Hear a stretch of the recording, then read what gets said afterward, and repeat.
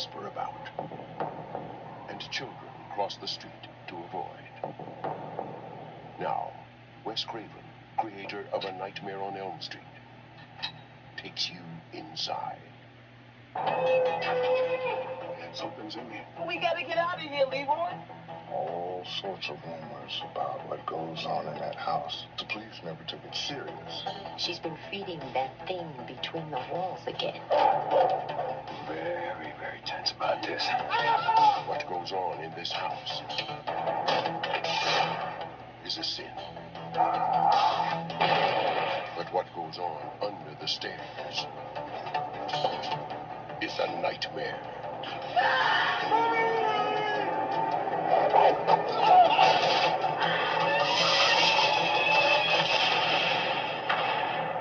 Wes Craven's The People Under the Stairs. You know, it's hard to believe this actually was Wes Craven's first major success after A Nightmare on Elm Street. He had made some movies like Deadly Friend, Serpent in the Rainbow, Shocker. These movies that were not the biggest hits and didn't have that longevity like A Nightmare on Elm Street had, but this was actually the first major hit for Wes Craven in a long time, and the movie really is something special, something very good. It's a very good film from Craven. It's very scary at times. It can be very funny at times. It's kind of a horror comedy in a way. Some of the ideas are very interesting. There's a lot of satirical elements going on here too, because not only you have stuff like gentrification, class warfare, capitalism. There's also this element of rich people getting the benefit over the poor people. That type of stuff.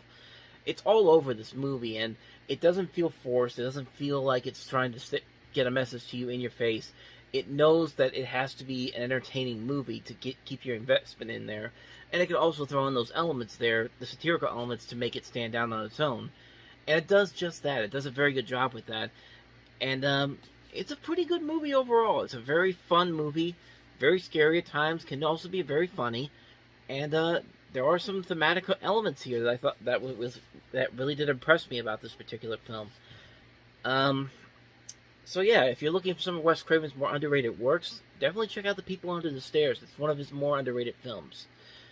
So with that said, let's go ahead and move on to the next movie, and that is the sequel to the 1986 film Highlander 2: The Quickening.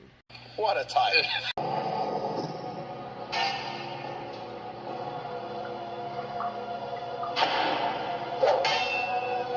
Greetings, Highlander.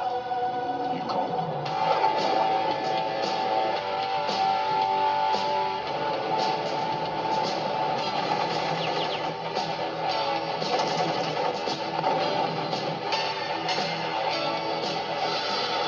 Let's have some fun.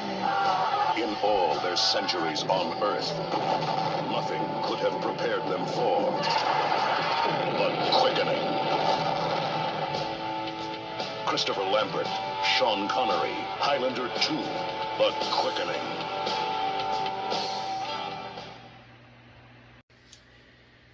So not only is the title really bad, but this movie in general is...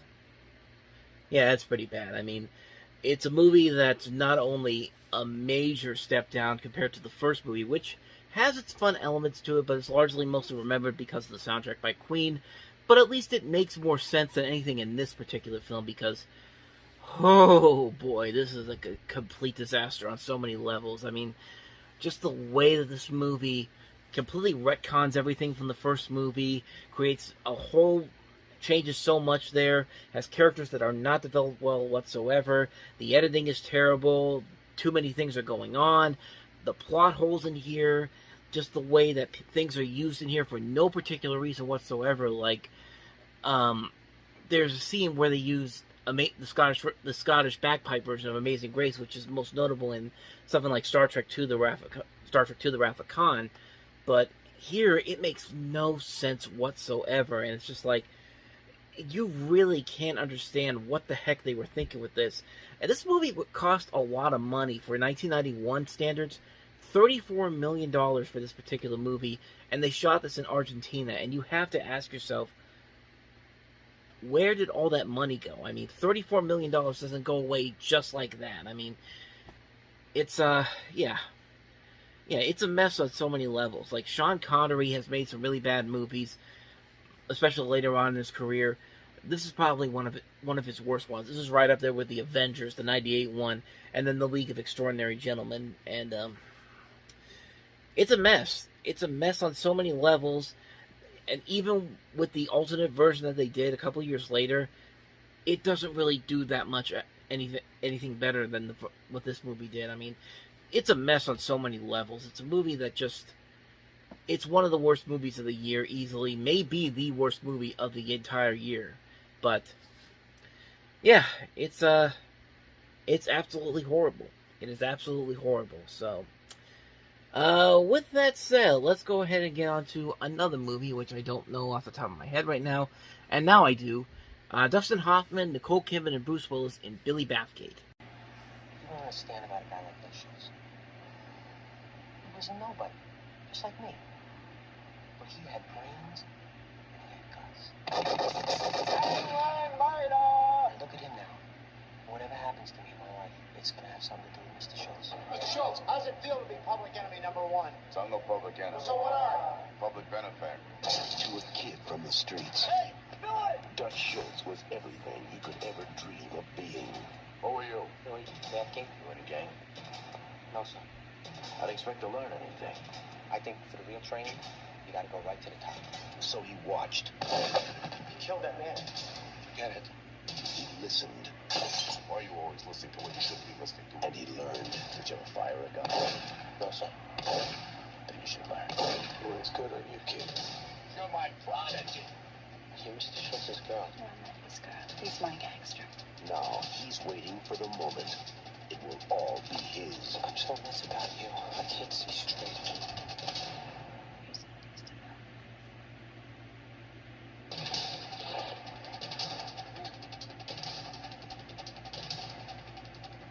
I built this organization. $20 million a year. You're gonna run it like some candy store. Dustin Hoffman, Nicole Kidman, Lauren Dean, and Bruce Willis in Billy Bathgate. Now there goes a kid with luck. So let me see if I get this straight. You have Dustin Hoffman, Bruce Willis, a Nicole Kidman that was rising in her career at the time, Robert Benton, the director of Kramer vs. Kramer, and Tom Stoppard, the writer of such films as Brazil, Empire of the Sun, The Russia House, a $45 million budget, and this turns out to be one of the biggest misfires of the entire year. I mean, where did they go wrong? That trailer pretty much tells you everything you need to know about why this movie does not work at all, because it's pretty much every single gangster film cliche rolled into one. And like we had Mobsters earlier in the year, which was pretty much the same thing. The typical gangster film cliches all over. Nothing really exciting, nothing really interesting about any of the people involved in this. Same thing here. It's just like you have all these great actors in here, and you don't give them anything really good to work with. That so much so that even the writer of the book that this is based off of distances himself on the film because they took so much out of that book instead of actually putting it into the film. It just makes no sense whatsoever, and this is clearly something that they were trying to just go for and just make because they got Dustin Hoffman, they got Bruce Willis, everything's going to work out fine for them because they're such big stars. And it's just like, you can't really do that. You got to have more than that. Like, there has to be more.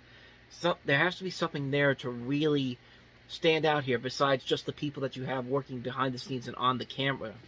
But yeah, you can tell this movie didn't do so well. It really is a lackluster gangster movie. It doesn't work on any level. It has the same cliches we've seen done over and over again. It doesn't distance itself from anything else that we've seen before. Basically, we got this because Goodfellas was the big hit that it was the year before, and Disney is seeing other studios find success. They did this last year with Firebirds trying to capture Top Gun success, and now they did it with Billy Bathgate because Goodfellas was such a big success. But they had Martin Scorsese and a good script. This movie does not have none of that whatsoever. Despite the good actors they have here, it's just a disappointment on so many levels. So, yeah, Billy Bathgate was not a very good movie. So, moving on, let's go ahead and move on to the next movie, and that is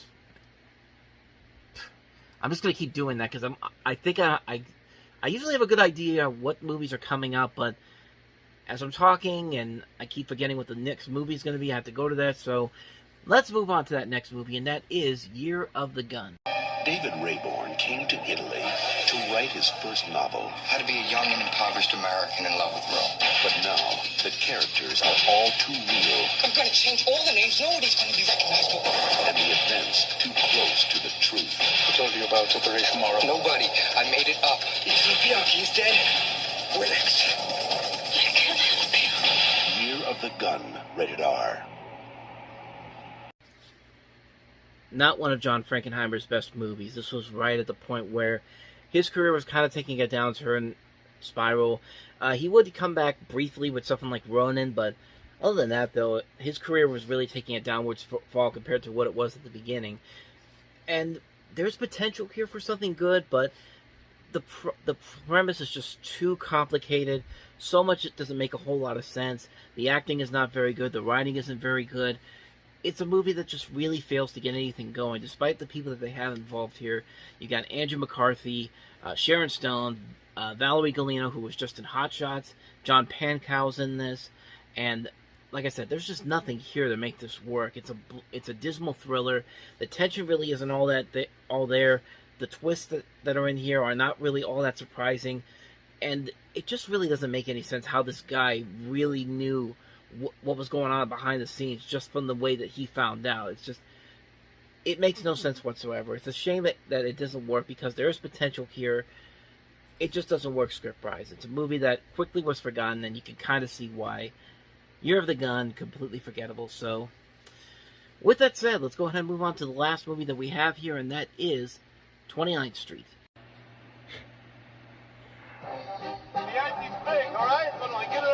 Frank Pesh Sr. worked hard for 35 years to build a good life. Did you make that? Yeah, I made it, right? And it cost me $1 to make $1. Pop, you get better pizza in Korea. Who the hell made that, Michelin? Well, you put it in the trunk and use it as a spare. To raise a loving family. Do you see my service revolver around? So I gotta do everything around here. I gotta find your gun. Maybe I should ride in the car with you. To have his own lawn. The heat from his body's burning a hole in my lawn. His son never worked an honest day in his life. Maybe I could become an astronaut. Is there little people going around in your head? And he couldn't even get drafted. Cover your left eye and read line 7 on the chart. Agathon. Is there something wrong with you, boy? I really don't think it's fair that we gotta take a test that we didn't study for. It's a damn urine examination, boy. What are you, some kind of Mama Luke? You'll never get a city job. Excuse me, I just need a rope. I'll hang myself. But after today, he may never have to work again. I'm a finalist in the lottery. Right here, I'm a finalist in the lottery. I got a shot at $6.2 million. I got 8 million tickets sitting in a shoebox upstairs, and you bought 1 ticket. I'm lucky. God protects the dumb. Salud! This is my girlfriend Sheila. It's dying to meet you, Frank. Got the lottery ticket on you? Yeah, why? I might be interested in buying it. They'll cut your throat and go out for a calzone afterwards. Oh, we got problems. I never wanted a ticket. I was perfectly happy in my life without it. Danny Aiello. You didn't give him the ticket. Did you give him the ticket? Anthony LaPaglia. Do you feel lucky tonight?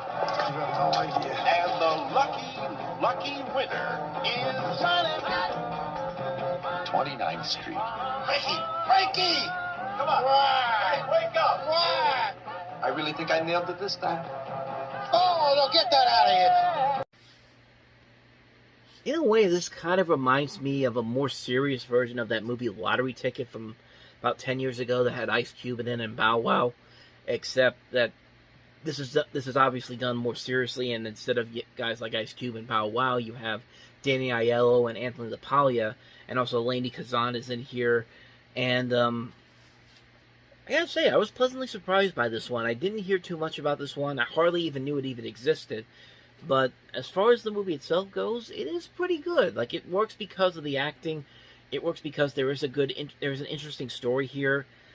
And it's probably one of Danny Aiello's most underrated performances. I mean, this and Once Around, 2 very good movies that came out in '91. And like I said, the premise here I think is very good. I like the idea that that this guy's father uses his son's potential to win a lottery ticket to pay off gambling debts to the mob. and it does lead to some interesting setups and scenarios, and it does make you wonder how this is all going to pan out in the end. Like, what happens if he doesn't win, and what happens if something happens where they lose the ticket or something like that. And it's just like, it keeps you on the edge of your seat, and it is a well-made film. It's a good script, a great cast overall, and it's just a very pleasant surprise. It's one of those real surprises that you don't really think about all that much, but once you really watch it and enjoy it for what it and see what it is, you actually do enjoy it for what it is. It's a very underrated movie. I'd say definitely check it out if you can find it. 29th Street, really good film. It's very pretty, Hallie. Do you want to know the rest of it?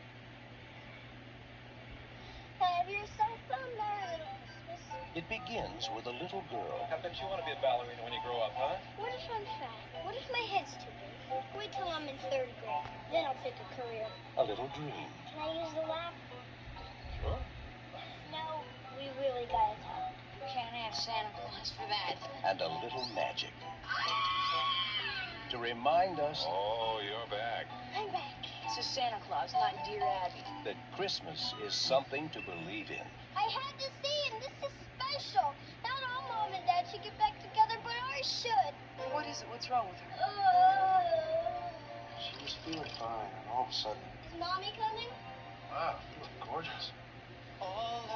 Paramount Pictures proudly presents a movie about a family, about a wish, and about the miracles that are inside of every heart.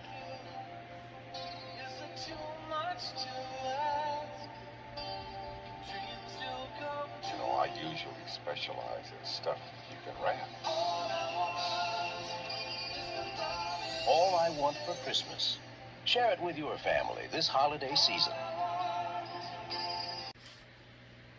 Yeah, this one didn't really catch on as much as I think they wanted it to. I mean, they were smart. I mean, they did the right thing and put it out on a couple of weeks before Thanksgiving, the big holiday rush and all that. But I mean, it's also got a great cast and all. You've got Harley Jane Kozak, you've got Ethan Embry in here, you've got Kevin Nealon, Flora Birch, Andrea Martin, Lauren Bacall, Leslie Nielsen as Santa Claus. I mean, really, there's elements here that could work. Unfortunately, the movie isn't really all that memorable. I mean, it feels like they're trying to create a new It's a Wonderful Life or a new Miracle on 34th Street, just this heartwarming holiday film that's going to have this long-standing history behind it. It's going to be remembered as one of the great Christmas movies of all time, and it really isn't that. It's a movie that I think plays it extremely too safe. All the humor in this is very kid-oriented. It's not that clever. It's not really all that funny. You don't really buy into these characters all that much. This really could be disguised as one of those Hallmark Channel original movies that we get all the time nowadays. But in this movie's case, it definitely feels like something that could be seen today as a Hallmark Channel original movie or a Lifetime movie of the week, or even something like an NBC or like a holiday movie that NBC, CBS, or ABC would play as an original holiday film. And there were a lot of them back then. When I was doing the research for this one, I saw the Kirk Cameron one that he did for NBC, A Little Piece of Heaven, which is, I mean, it's just that promo alone that I saw is very interesting considering what Kirk Cameron has now become, but that's a completely different subject altogether. But as far as this movie goes, it has a good heart to it. It is trying its best, but it's just really sappy. It's clearly tailored specifically for little kids. I don't think any adult would really come into this and really enjoy it as much as I think the studio wanted it to. I think they wanted it to become, like I said, that next big holiday classic like It's a Wonderful Life or White Christmas or Miracle on 34th Street, but unfortunately it just wasn't the case. It's a movie that I think really, it has its good intentions, it has a good cast, but just not a very good script to work with. It's a movie that's quickly forgettable, and yeah, it just wasn't all that good in the end. So that is All I Want for Christmas. So let's go ahead and move on to the second movie that came out this weekend, and that is Tommy Davidson and Halle Berry in Strictly Business. Here we go. last night. I don't know about you, Bobby, but brothers like me got to go to work in the morning. Hey, you see I'm in the house. Yeah, but you late. Johnson, you wouldn't happen to be just getting here at 9:15. Nah, homie, I was on time. You just didn't see me because I was back there getting busy, you know? What kind of fool do you take me for? I've been in the house, right? Working it hard for 2 whole years. I'm moving up. Up where? Upstairs, land of suit and ties, power lunches, more girlies than you can stand. My homie says he's gonna hook me up, right? So far, blank. And look at the way you dress. What do you expect me to wear, Armani suit? No, but you don't have to speak and dress so... Black? Well, yes, black. You are straight up whiter than the whitest white man. Then he meets Natalie. You know her? Yeah, I know her. You introduce me to Natalie. I'll put you into the training program.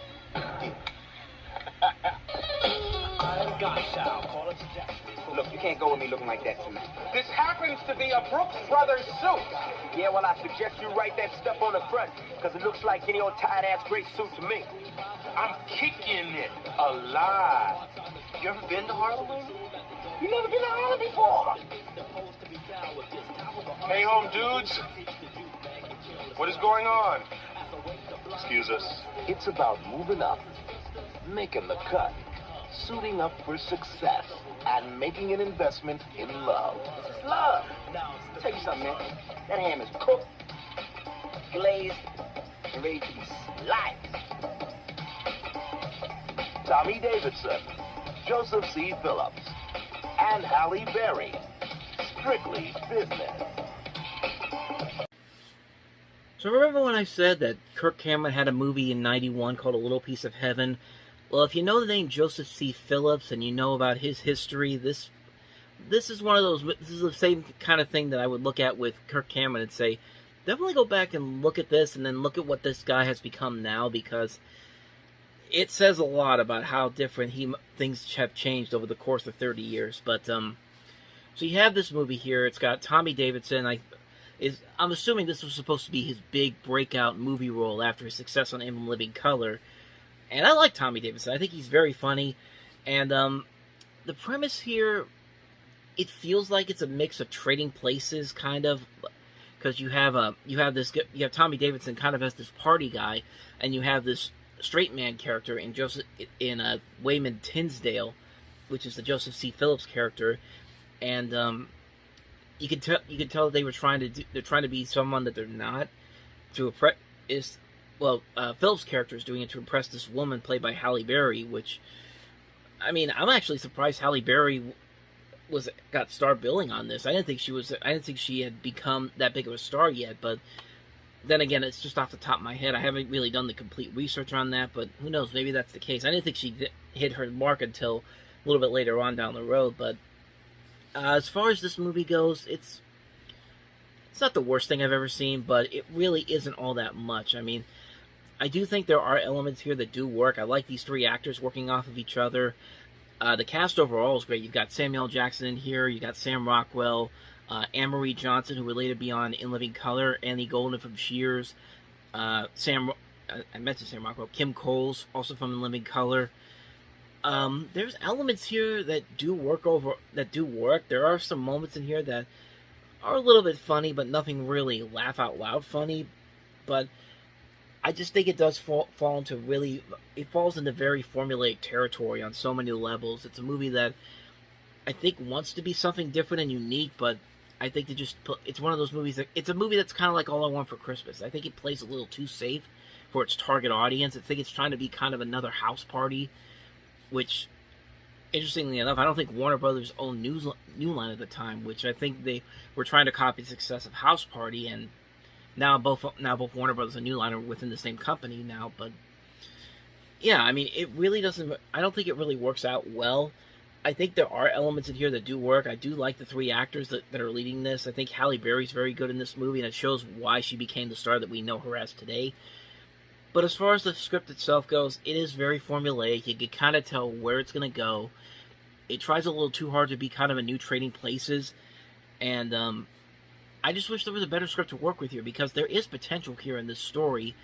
I just don't think there's enough there that really made it work. It's one of those movies that I think tries a little too hard, but doesn't try, at the same time, doesn't really try hard enough to make it stand out on its own. It's a movie that has an occasional chuckle here or there, but for the most part, it's pretty forgettable. So, strictly business, it is what it is.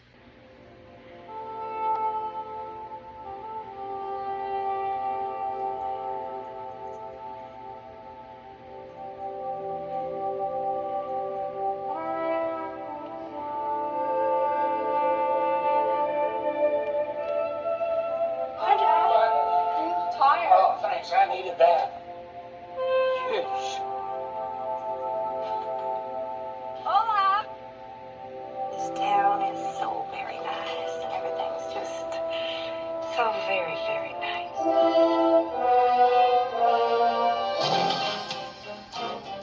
Sam, somebody's out there. What's your connection with this fella? I was his lawyer. Oh, it's just shafted him somehow, right? What was he in prison for? No, really. What did you do? Have you been following me? Well, it's a small town. Every way you turn, I guess we're going to run into each other. Dad, you should have just punched him out. Yeah, you know how to fight dirty. You do that for a living. This guy, he threatened you? He's clever, so that the law can't touch him. Come out, wherever you are. You have a daughter around 16? 16? What? Every good man's got to wrestle with the devil. I want you the hell off my property! You, sir, will be hearing from the ethics committee. We got this freaking psychopath in our faces. I mean, who knows what's true and what isn't? I'm just losing my mind here. I called the vet, and then he died.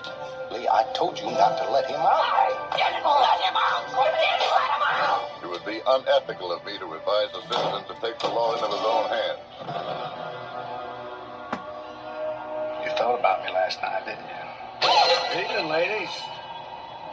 Hello? I think we're alone now. Where are you from? I'm from the Black Forest. Maybe I'm a big bad wolf. Do you mind if I put my arm around you?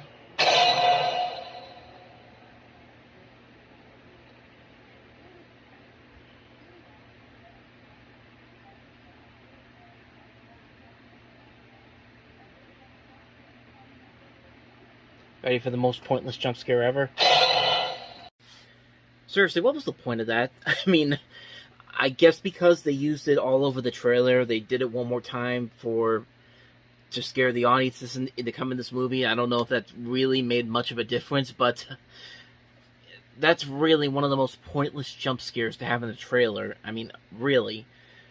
There's other trailers that use those kind of jump scares at the end, but yeah, that was entirely pointless. But besides that, this is actually a pretty damn good movie. I mean, not only is it a great remake of the original film, which I always thought for the longest time was actually a Hitchcock movie, the original Cape Fear. Turns out it's not. I mean, this remake, however, does use a lot of influences to make you think, and like homages and little scenes that make you think that it is based off of a Hitchcock movie, but really, it's not. Hitchcock had nothing to do with the original film. However, in this case, Martin Scorsese used a lot of influence on Hitchcock to do this type of film, and give him credit though; it worked out pretty well in the end. I mean, I think he actually makes a movie that's really a lot better than the original Cape Fear, which is a great movie. But this movie really ups the ante big time. I think this really shows. I mean, it doesn't really show that that Martin Scorsese is a great director, because at this point he's already a great director. He's directed so many good movies at this point, but it goes to show how great of a director he can really be because of the way he's able to take a classic film like Cape Fear and make it and modernize it to make it his own and make it so unique and so creative and so different and so intense at the same time. I mean, Robert De Niro in this movie is amazing. He's great playing Max Cady. You can tell why he got an Oscar nomination for this. Nick Nolte and Jessica Lange both are very good in here. Juliette Lewis, who also got nominated for an Oscar, really shows why she became a big star after this one. She really gives a really good solid performance that really was worthy of a Best Supporting Actress nomination. I do like that, and I do like that little weird chemistry that she has with Robert De Niro's character in this. I mean, it's chilling, it's terrifying, but at the same time, you kind of buy into it. You kind of buy into this whole idea that Nick Nolte's daughter would be in this. It would somehow be kind of aroused by this guy, even though he's a dangerous threat to them. But on a visual level, it looks incredible. The cinematography by Freddie Francis is so well done. The music by Bernard Herrmann is very good as well. Some great editing in here. You've even got people from the original movie in here. You've got Robert Mitchum playing a small role in here. Gregory Peck in what would be his final film role. And Martin Balsam is also in here. They're playing 3 different characters, but they're all working very well with the material given to them. And really, this is one of the best remakes of all time. It's not only a movie that lives up to the greatness of the original film, but ups the ante so much that it stands out on its own. It's just an overall great psychological thriller. I prefer this movie a whole lot better than The Silence of the Lambs, easily. And it's a shame that it didn't get as much recognition as Silence of the Lambs did, but the legacy that it has left behind shows that it is still a movie that still holds up very much to this day. I love this movie so much. Cape Fear, fantastic film, another great achievement by Martin Scorsese. If you haven't seen it yet, I cannot recommend it enough. Cape Fear, such a great movie all around. And if that wasn't good enough, our next movie turns out to be not only another great movie, but in my opinion, it's not only one of the best movies, it's not only the best movie of '91, it's maybe one of the best animated films of all time. And of course that is Disney's Beauty and the Beast.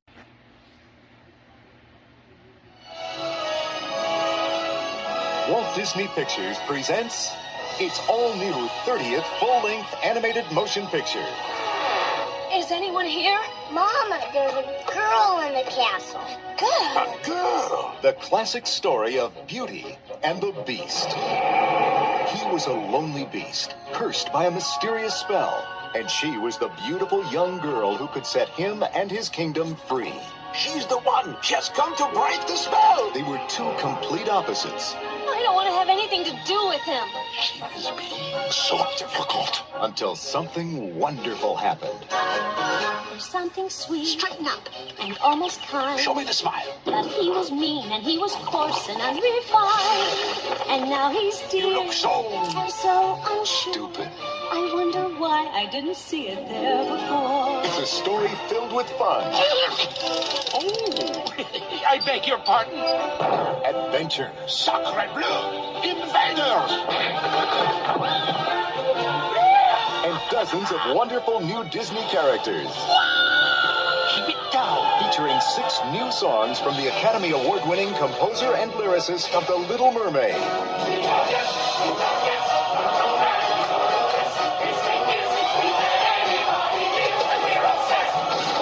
This holiday season, share the fun, the magic, and the music of an entertainment event you'll never forget. Disney's Beauty and the Beast. I mean, really, what more do I even need to say about this movie? It's just a movie that we all know is one of the best animated movies ever made. One of the best movies ever made, quite honestly. Like, you could see why this movie competed with movies like Silence of the Lambs or JFK and Bugsy and all these other movies that were nominated for Best Picture at the Academy Awards, and why I think I easily think it was the best movie overall and should have won over over the Silence of the Lambs easily, just to show that, hey, animation is considered to be something that's not just for kids. This movie was made as a real movie, not a movie that was made specifically for kids, and this was at the peak of Disney's creative zeitgeist that they had, their second renaissance at the time, and you can see why. It's a great story. You have these great characters that you can buy into, you can relate to them on so many levels. The voice work is fantastic. Paige O'Hara as Belle is great. Robbie Benson as the Beast is great. Just these great characters all around. A great villain in Gaston. The music is fantastic. Some of the best music Disney has ever done. I mean, the opening song alone just sucks you in, and you just get so invested into the situation, and you're just along for the ride. I mean, the love story, I think, works really well. The story overall is great. There's great twists and turns that works to the film's advantage. It does something very unique and different compared to other adaptations of this story that really, it's hard to find any real faults to this movie, quite honestly. It's a movie that I think still holds up very well over time. And, I mean, look, I don't hate the 2017 remake of Beauty and the Beast, the one that Disney did, but this is this is way... Nothing ever will top this movie. Definitely will ever top this movie. And as much as that movie, there were parts of that movie, that 2017 remake, I did like. There were a lot of things that really just irked me so much that I can't recommend it on that many levels. I mean, I'll give it credit for where for credit was due. The music I thought was okay. Some of the changes they did I thought were good, but some of the other ones not so much. Some of the things they add in there just don't work. And I mean, this movie just shows you why that remake didn't work so well, because this is a movie that's just so much of a Disney classic that it's so hard to replicate what they were able to do with this movie that they did in the remake. And by God, they tried, and it didn't work out so well, but nothing ever will top what this original Beauty and the Beast did. I mean, it's just a great movie, fantastic film, a must-see Disney classic. I don't need to say any more about this one. One of the best animated movies of all time. One of my favorite movies of all time. Beauty and the Beast. What more can you say about it? So with that said, let's go ahead and move on to the next movie. And these next two, we'll just run through these real quick because I haven't really seen them, so I can't really comment on them. We have Glenn Close in Meeting Venus. From Academy Award-winning producer David Putnam. A film by Istvan Sabo, director of Academy Award winner, Mephisto. How do you like Paris, Miss Anderson? I find it more beautiful than ever right now. Is it true someone called you too old to play Elizabeth? Do I look like an old woman?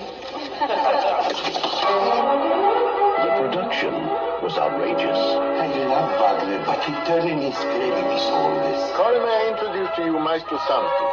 The diva was temperamental. Did they tell you what I said about you? It's a pity. The cast wouldn't cooperate. Hey, son, this Nazi! I'll kill you! I'm going to see what I have to put up with all the time. And no one could communicate. Lights! It was a masterpiece. What's happening? Of inspired lunacy. Freedom is inside.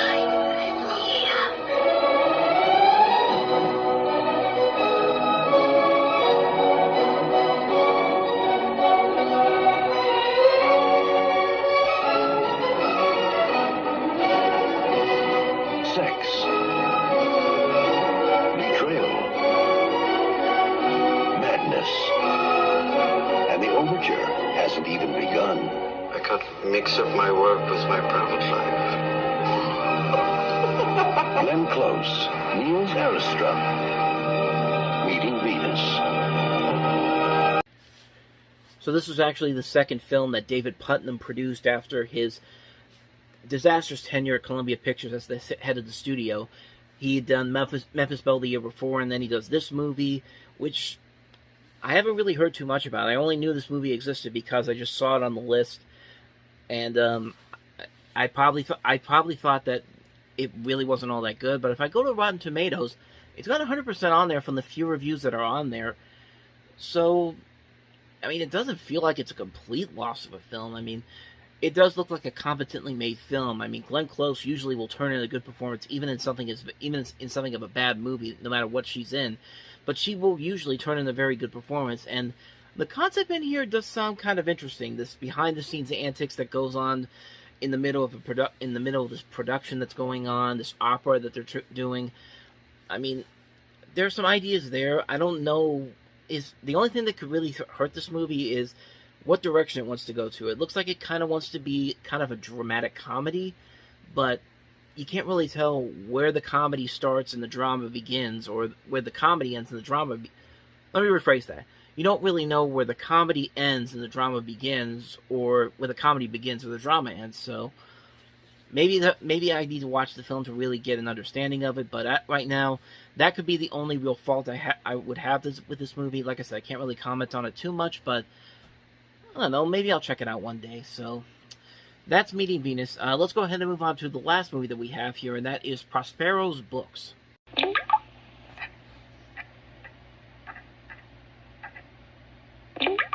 Knowing I loved my books, he furnished me from mine own library with volumes that I prize above my dukedom.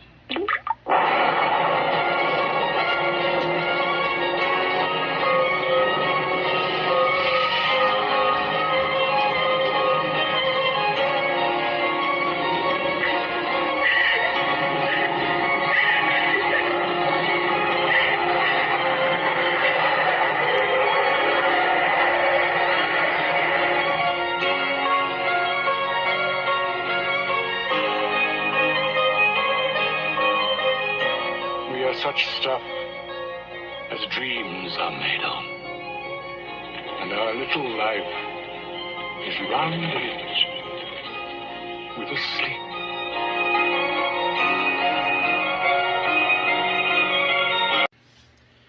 So this is basically a different kind of adaptation to William Shakespeare's The Tempest. You have Prospero, played by John Gielgud, who is best known for his work as Arthur's butler in Arthur, which won him an Academy Award.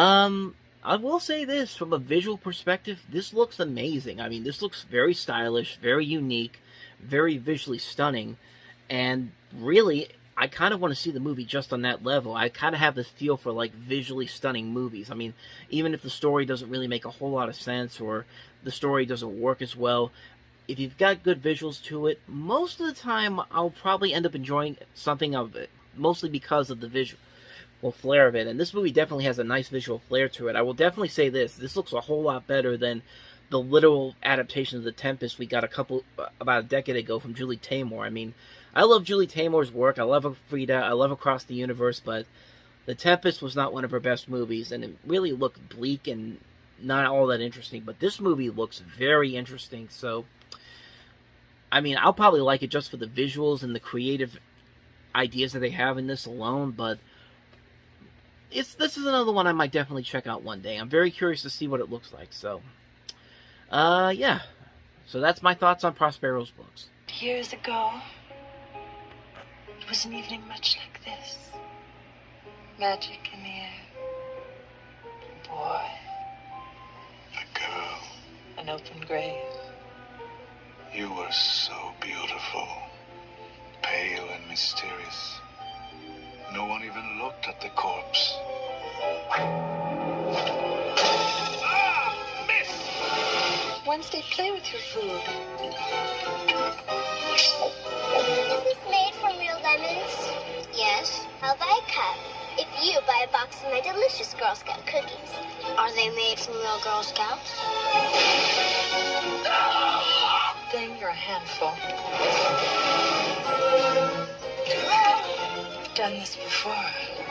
This holiday season, they'll make you feel right at home. Last night, you're like some desperate howling demon. You frightened me. Do it again. The Addams Family. Sorry, but you'll have to wait until November 22nd. You know, this movie had one of those notorious production histories that more than not usually ends up coming back to hurt a movie big time in terms of its legacy.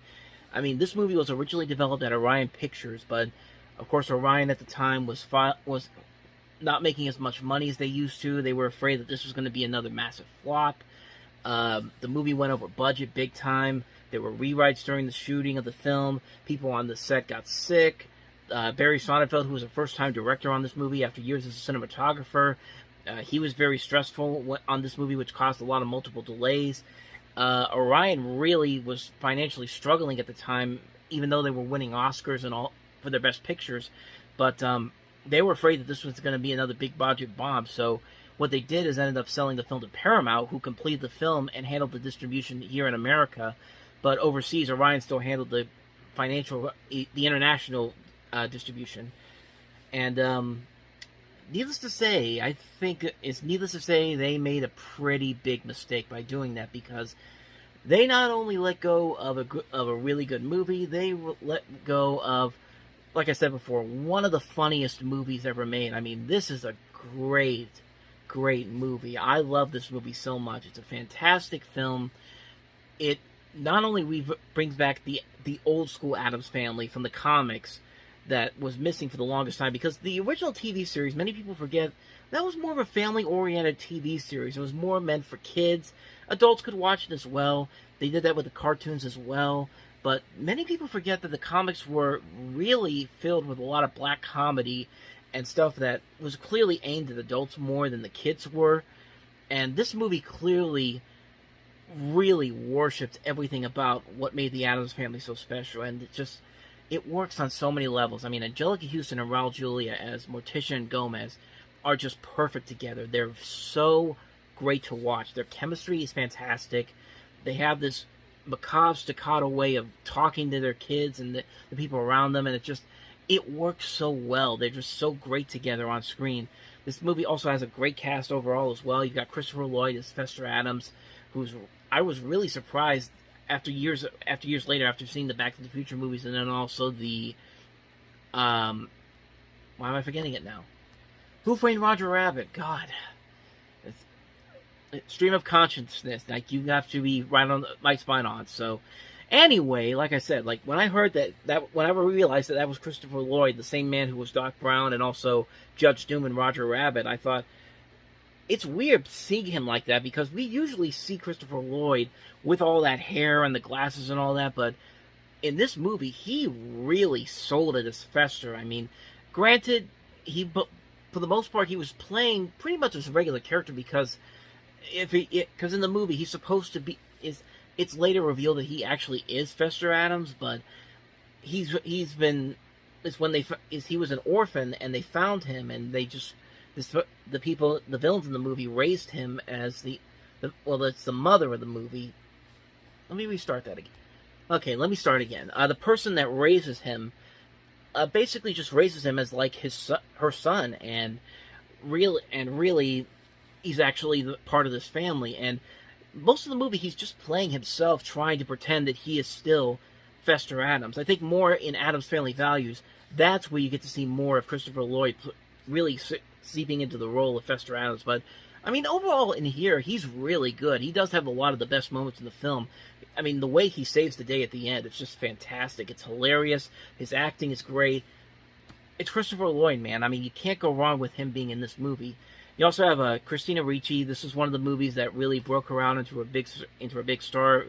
This and also Mermaids, and then after Addams Family Values, that's where she got films like Casper, Gold Diggers, Now and Then in the 90s, and of course that led to her becoming the star that we know her as today. And I mean, for a first movie for Barry Sonnenfeld, this is a great start for him. I mean, granted, this movie was originally supposed to be by Tim Burton. Tim Burton was actually going to make this movie, but then he dropped out. I guess he dropped out at the last minute. So they said, "Let's get this guy. Who's never directed a movie before, but we love his cinematography, because this is also the same man. Sonnenfeld's also the same man that did most of the work for the Coen brothers on their early films, and it really shows here how great of a director that he would become in the 90s, because of course he would later do stuff like Addams Family Values, Get Shorty, Men in Black, those great movies. And like I said, it's just a great movie all around. I think everything about it really does work. The music overall is great. Mark Shaman, who also did a lot of the music for the South Park movie later on down the year, and some other great scores as well, really puts the music here to good use. It's a great score by him. And really, it's just a great time all around. Like, even if you're not a fan of the original Addams Family series, you could still come into this movie and just be very impressed by everything that you see here. The visuals in here, I'm amazed at how great they still stand over 30 years later. I mean, most of this is like matte paintings, practical effects for the most part, very rare amounts of CG, except for maybe Thing's hand, which you could tell was just used on a computer to like just take the hand only. And it still holds up to this very day. It's still a very good movie. It's still a well-made film, a really fun film all around. I don't know what else I could say about it. Addams Family is just a fantastic film, and made for a pretty good sequel too, but we'll get to that one when we get to 93.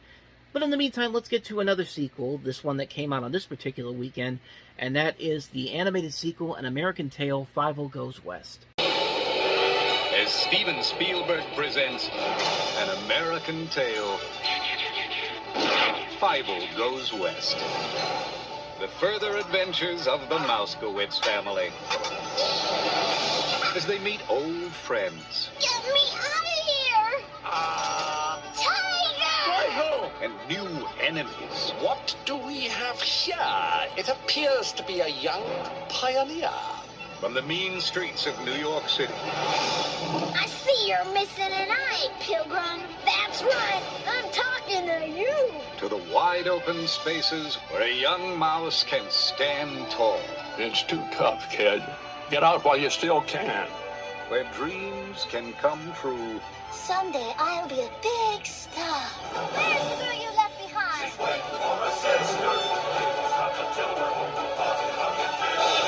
And a cowardly cat can get a new start as a dog. A dog? A dog. Come on, Tiger. We're rooting for you. With the voice talents of Dom DeLuise. Cat got your tongue? Amy Irving. After all, we'll always have the Bronx. John Lovitz. You place your last hand, Shula. I got 7 more. Dog chow. John Cleese. Let the saliva flow. And Jimmy Stewart. You want to intimidate someone, give them the lazy eye.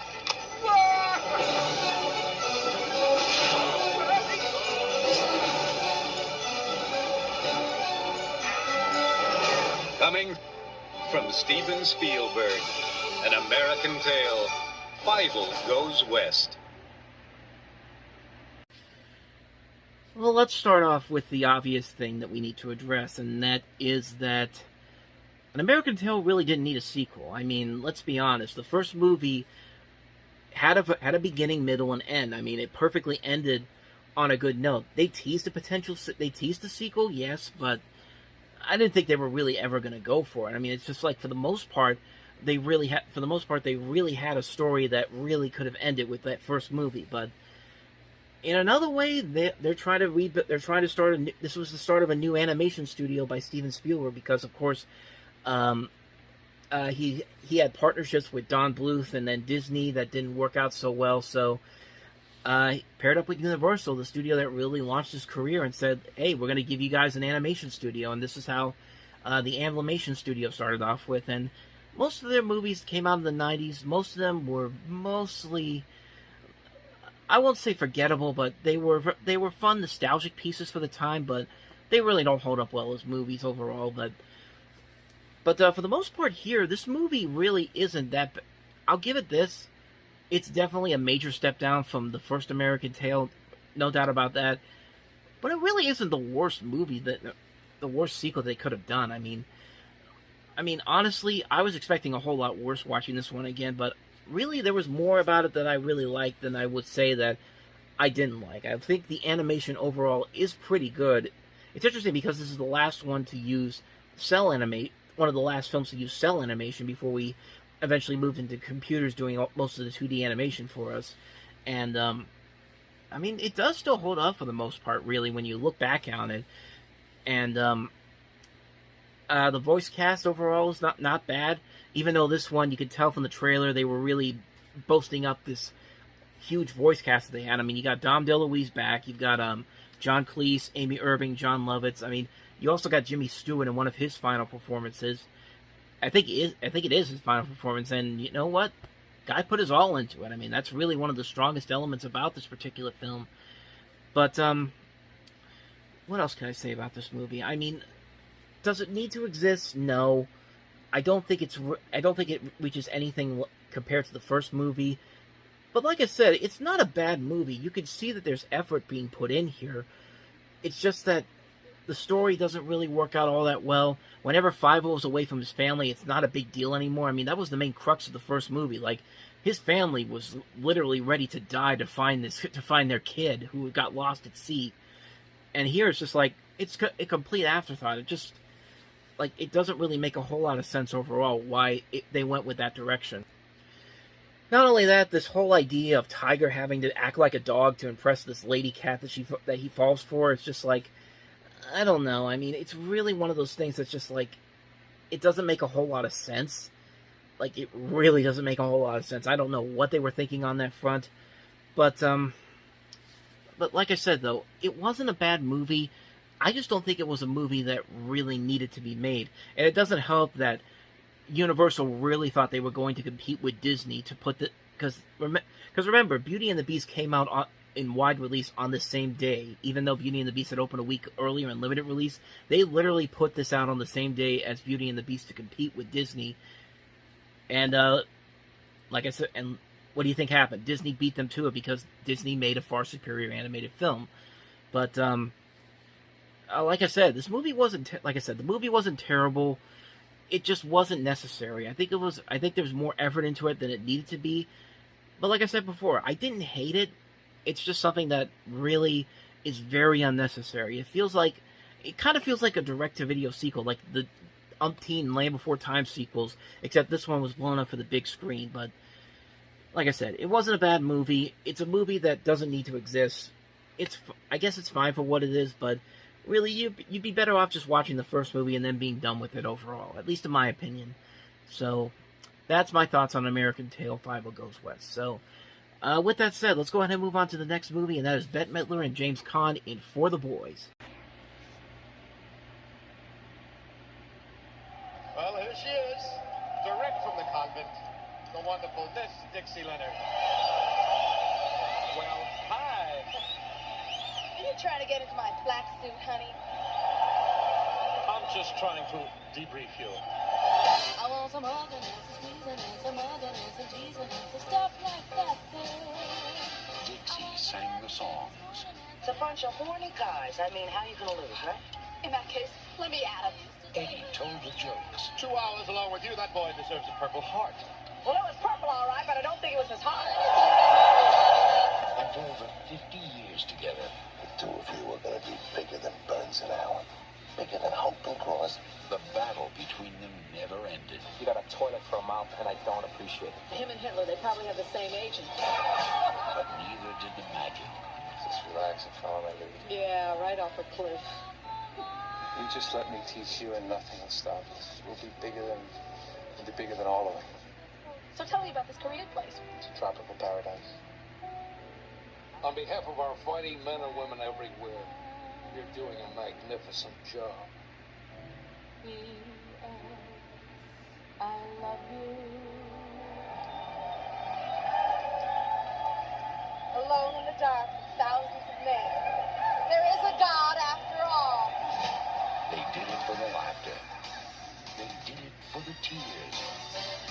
But most of all, they did it for the boys. Come on, sweetheart, sing. Well, if you feel that way about it, and baby, you done it. And when I get a certain feeling like a face it, there's really only one expression to express it. I want to hug it, squeeze it, hug it, tease it, and some stuff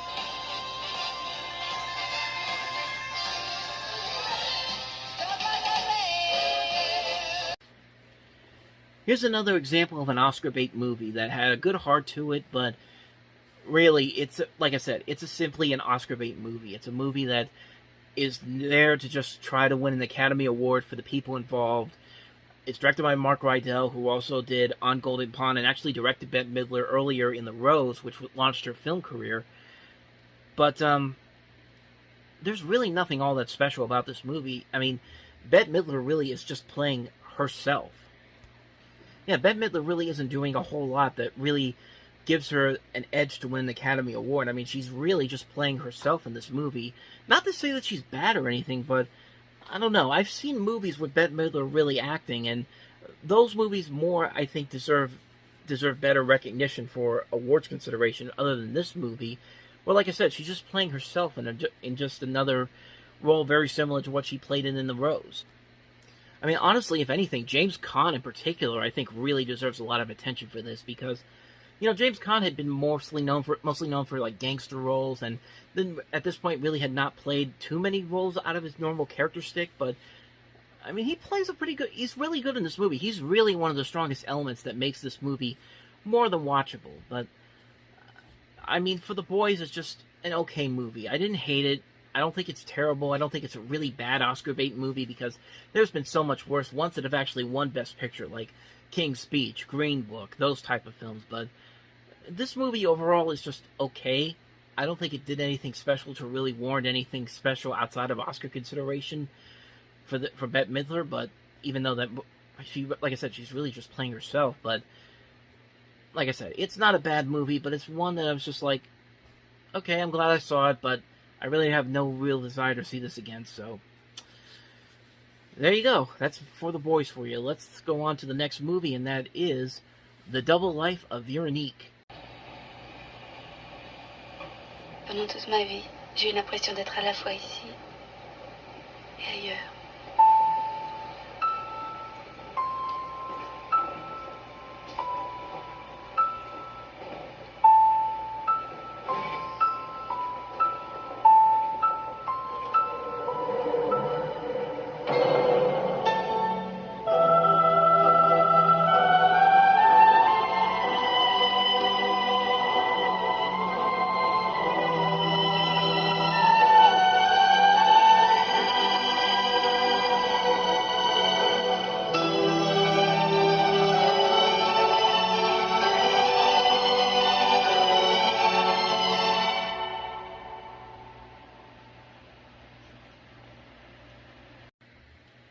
Yeah, we're kind of getting into those ones where I haven't seen it. I can't really comment on them too much, but I'll give it this, though. Double Life of Veronique doesn't look too bad. I mean, it actually looks pretty good.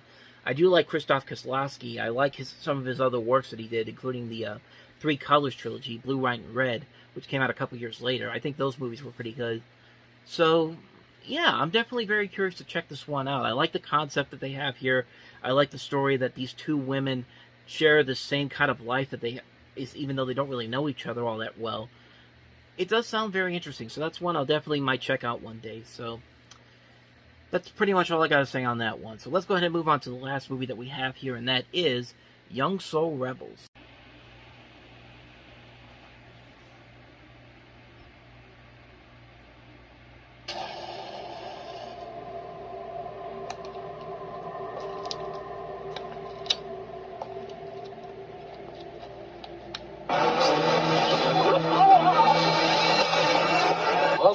And this is Kaz coming to you live on Soul Patrol.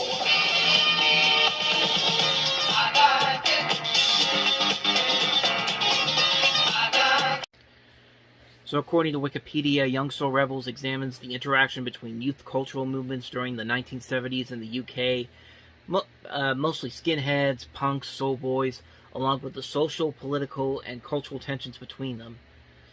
And that's pretty much all I know about this movie. Also, that Sophia Okonedo, who I've seen in a couple movies in that came out in the 2000s, this was her acting debut. And yeah, that's really pretty much all I know about this movie. I've never even heard about it until I actually looked it up on here. But kind of like with Double Life of Veronique, looks promising. Haven't heard too many bad things about it. They actually won the Critics' Prize at the '91 Cannes Film Festival, so I have no reason to believe it's going to be bad, so I might check it out one day. It's definitely looks like a very interesting movie, to say the least. So there you go. That's my quick thoughts on Young Soul Rebels. So I was literally about to end the video, and then I realized I forgot another movie that came out on... Well, it didn't really come out this weekend. Here's the thing. Box Office Mojo's screwing around with me again, because turns out this movie came out 8 weeks ago, and it only took them this weekend to put it into the top 10 movies of the weekend. So, here's a movie that was out for a long time, Black Robe. Don't know anything about it, and I've never seen it. I can't really say too much about it, but we're going to try something different here. I'm actually going to put the trailer on right now while I'm recording, so let's go ahead and do that, and then I'll come back with my quick thoughts on what I think of the trailer. So, let's take a look at Black Robe.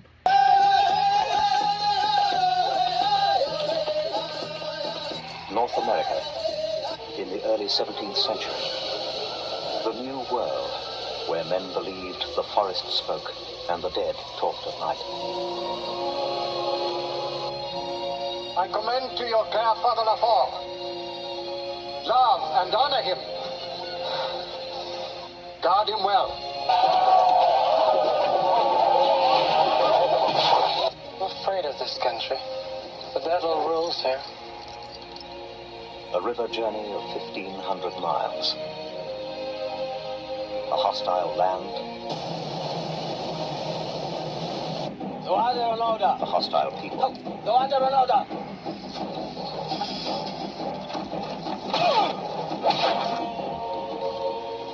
Only Black Robe.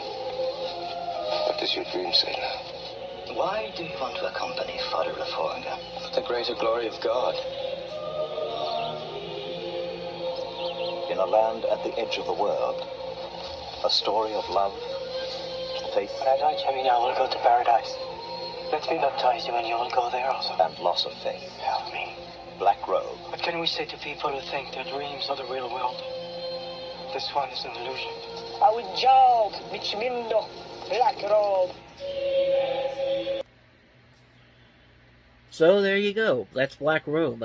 Bruce Beresford directed it. He also did Driving Miss Daisy. This is actually the 5th film that we've looked at his ever since we started this, and I mean, most of them have been mostly forgettable, except for Driving Miss Daisy, which was the Best Picture winner, which I just thought was okay of a movie. This one doesn't. This one kind of looks like it's another one of those Oscar bait type of films. The only other thing I really know about is that August Schillenberg's in it, and I know him from Free Willy, the Free Willy movies, but that's really all I got for you on this one. I mean, it doesn't look terrible, but it doesn't look like anything I need to rush out and see at any point. But who knows? Maybe I'll check it out one day. But that's really all I got on Black Robe for you. The holidays have begun, and so has the fun. Because Mac is back with a new friend Beta Sultanfuss? I like my name. in a new adventure, Run for your life!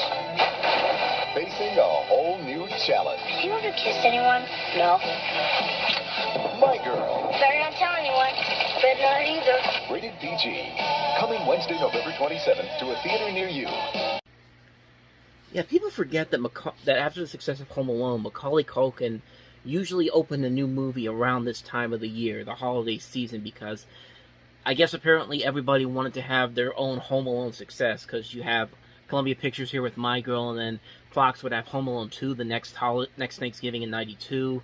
93, they would have The Nutcracker at Warner Brothers with him in it, and then 94 was when Fox had the Pagemaster and Warner Brothers had Richie Rich. Pagemaster came out for Thanksgiving, Warner Brothers for Christmas, and I guess the whole idea was that everybody just wants to go see a Macaulay Culkin movie around the holidays, so hopefully that would have the same kind of success factor, and yeah, not so much. I mean, none of the movies he was in during that time period were bad, but they didn't reach that same, most of them didn't reach the same height as the original Home Alone did. But, Michael came pretty close. I mean, this is a really damn good movie. And it does show that, hey, Macaulay Culkin isn't just the cute kid that you see in Home Alone.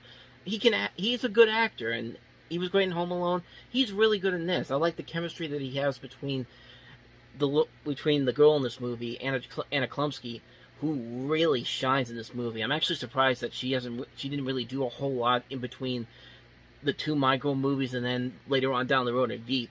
But she got really attractive. She got really hot when she was on Veep. I saw her and I was just like, wow, she really grew up pretty well, and she's still a pretty good. She was still a pretty good actress. I mean, I watch Veep all the time. Great show. I thought she was one of the strongest things about it. And yeah, she really was great on that show, and I kind of want to see her do more stuff because I think she still is a really good actress.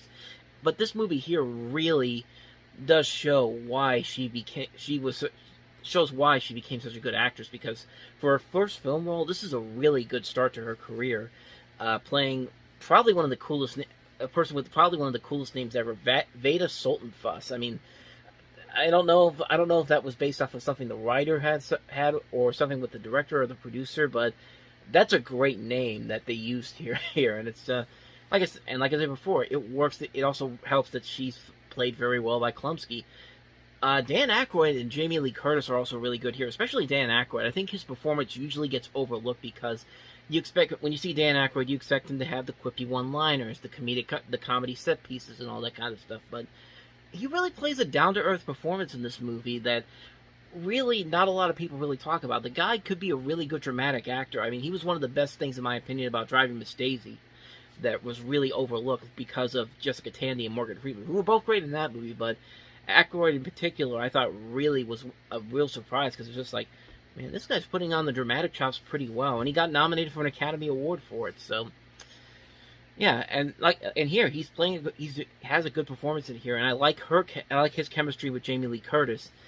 I also find it amusing that the marketing for this had Macaulay Culkin all over it, even though if you see the movie, it doesn't quite end well for him. I'm not going to spoil it or anything. I'm just going to say that, yeah, don't. The marketing shouldn't tell you a good representation of what happens in the end. But overall, yeah, the movie is very good. It does balance the comedy and the drama really well. The dramatic moments are very well done. Like I said, these young actors really put their all out there, and they don't ever feel like they're forcing the emotions on you. It feels genuine. It feels very realistic, and that's really what I love about this movie. Nothing ever feels forced onto you, like most similar kind of coming of age movies sometimes do. Most of them do end up pretty well, but you get that one every once in a while that tries to force something on you, like it's trying to force really bad comedy on you, or cliched, riddled, generic drama, like something you'd see on a made-for-TV movie of the week. But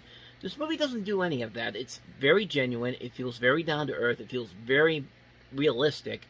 And that's really what I like about it. It's a movie that really has grown with me over time. It's a movie I'm glad that I got a chance to rewatch again recently and really discover that this is actually much better than I remember as a kid, because I didn't think it was bad as a kid, but my sister loved it more than I did. That's probably the best way to describe it. But years later, now that I've grown up and I've seen it again, I'm glad I got a chance to rewatch it again to realize that this movie really was something special. It's a really good movie.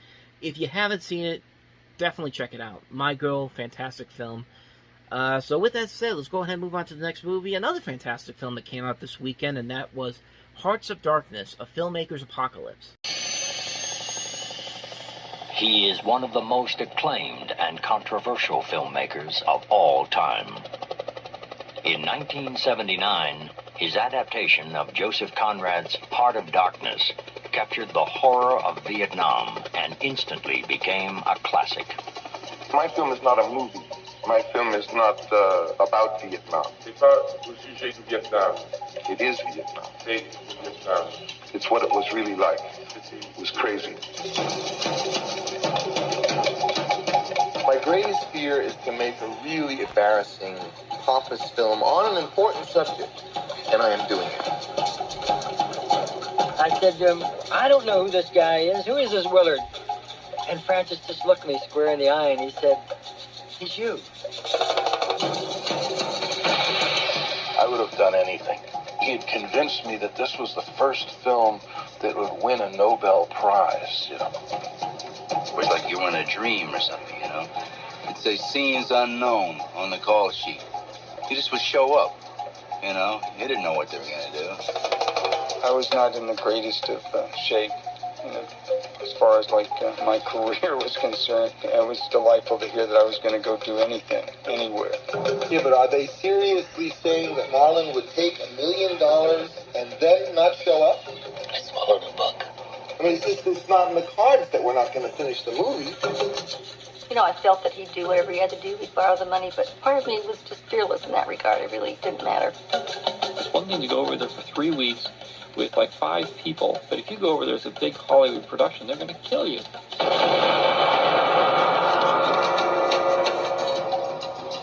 The magic. We were in the jungle. There were too many of us, and little by little we went insane.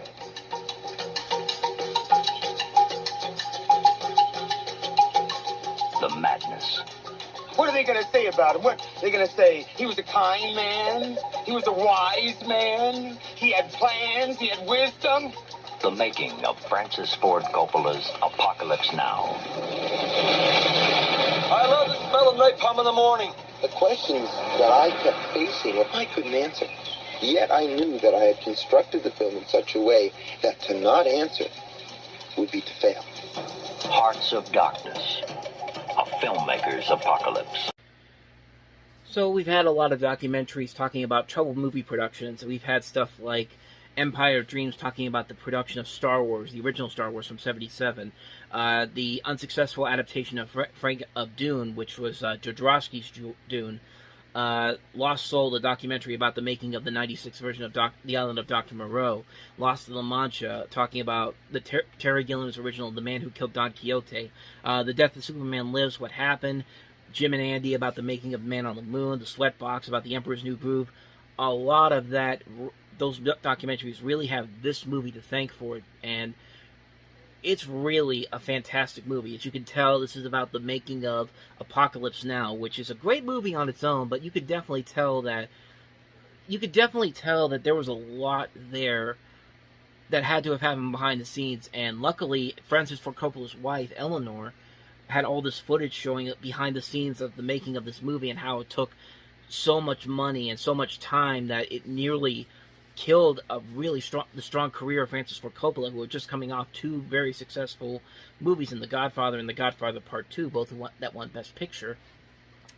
And so you have this movie here talking about how it's about how Francis Ford Coppola nearly lost his mind, pretty much, with everything that was going on, from bad weather, poor health of actors, issues including the delaying of the film, increasing budget costs, and just the fact that the movie had so much around it that it would have been impossible to stop it altogether. It's not like now where a studio like Warner Brothers can take a $90 million movie like Batgirl and say, no, this isn't going to make any money. We're just going to destroy all the footage. Well, they're not really destroying all the footage. They just stop production. We're going to write it off as a tax write-off so nobody can ever see it. You could never do that with a movie like this in 1979. They would have destroyed that studio head for that, but evidently not today's case. But I did hear recently they were going to do that the other movie they canceled production. They were going to let them finish Scoob Holiday Hunt. So fingers crossed that maybe one day Batgirl will eventually get a chance to be finished. But I'm getting completely off subject here. Let's go back to this movie here, because this is a really good documentary. It's a really good documentary, mixing the old footage with the newer footage with the people involved in the project, including Robert Duvall, Dennis Hopper, George Lucas, John Millis, one of the co-writers, Martin Sheen, just these great people talking about the making of this film that was really an adventure to make, and it definitely shows in this documentary. Something I found interesting was that one of the directors of this, Fax Barr, later went on to do create Mad TV, which is, of course, the most successful competitor to Saturday Night Live in late-night television. So I found that pretty interesting. But the documentary, in and of itself, is very interesting. Even if you don't like Apocalypse Now, you could still find a lot to really love about this movie. This is a really hard-hitting documentary about how one movie nearly destroyed this director's reputation, and kind of changed the way that his career took after that. Because, I mean, he wasn't having those big critical and financial hits after this one. Once in a while he might, but most of his movies in the 80s, I am of the belief that they weren't terrible. Most of them were pretty decent films. Like, One from the Heart is really good. So is The Cotton Club, The Outsiders, Tucker the Man in His Dream. But you could tell that Francis Ford Coppola was a different person after Apocalypse Now, and it definitely shows in this movie how he just turns as the movie continues into production and keeps going through all this hell that keeps going on. And it's a phenomenal movie. It's a great documentary. I highly recommend checking this one out. Hearts of Darkness, A Filmmaker's Apocalypse. Credit Fax Barr, credit George Hickenlooper, the late George Hickenlooper, and Eleanor Coppola, and of course Francis Ford Coppola, and all these people for making such a great documentary. Really one of the best documentaries ever made. So that's Hearts of Darkness. Let's go ahead and move on to the last movie. Easily the worst of the three movies that we have this week, and that is Amanda Donoghue in Paper Mask. Where one man's life ends, another man's deadly charade begins. I stole his papers. I am working to stop the Hennessy. Simon Hennessy, I'm in casualty. Oh, please, trust me. You can't do it, can you? We all have to learn. When passion is blind, ambition can be lethal. Come on, Celia. No! A master plan of deception. You forgot something rather important. With one fatal flaw. Dr. Simon Garfield Hennessy. Dr. Death! I met a friend of yours called Alison. She remembers you. She went to your funeral.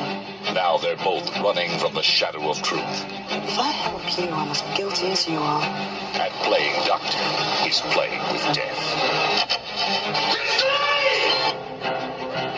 Anyone can hide behind a paper mask. You don't know the first thing about me. Amanda Donahoe. Paul McGann. Paper mask. I mean, it doesn't look terrible, but it really... You can pretty much see everything that's going to be coming from this. You can tell what the twists are going to be. You can tell what's going to happen. You can tell what's going to happen between these two.